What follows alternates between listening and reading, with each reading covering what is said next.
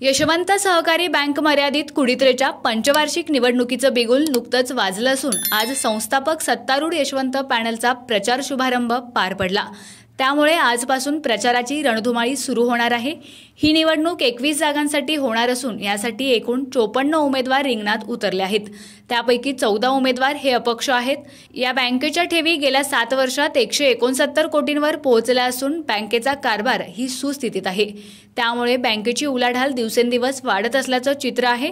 दरम्यान आजच्या प्रचार शुभारंभ प्रसंगी अनेक दिग्गजांनी नेमक्या शब्दात आपल्या भावना व्यक्त केल्या। 42 वर्षात ह्या बँकेमध्ये फक्त 76 ते 77 कोटीच्या ठेवी जमा झाल्या होत्या।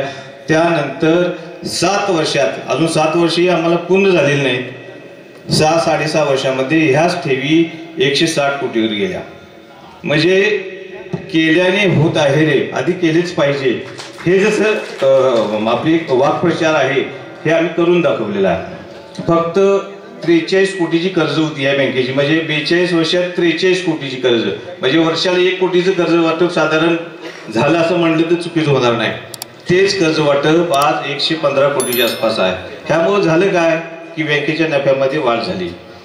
पूर्वी बँकेला 1 कोटी 80 लाख असा नफा व्हायचा, आज 4-4 कोटीचा नफा होतो। ह्या वर्षी तर आमचं टार्गेट आहे की साधारण हा आमचा ढोबळ नफा 5 कोटीच्या वर गेला पाहिजे।